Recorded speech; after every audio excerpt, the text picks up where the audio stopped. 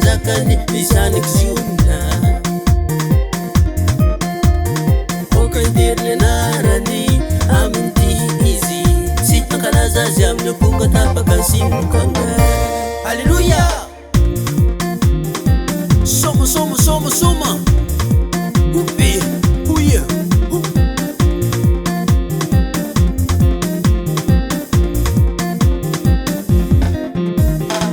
fasitraky Jehova ny olony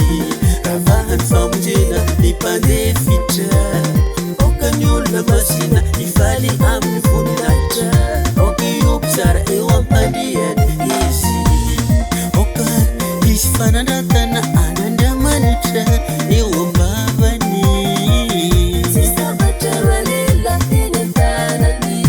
amaliany ny jidilisa sy amezany ny firenena marina amatorany ireo mpanjakany aniny gadra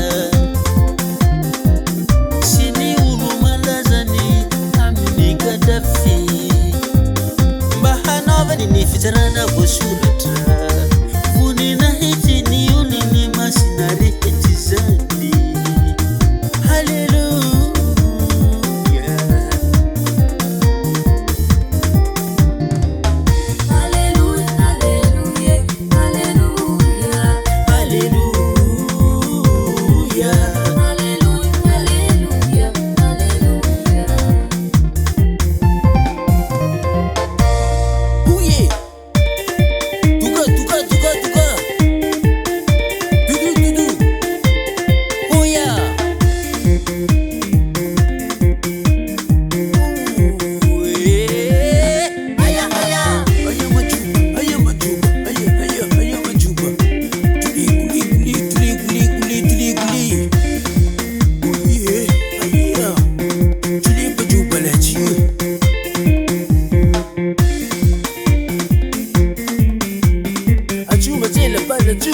Ajuma jela bana ju, yeah.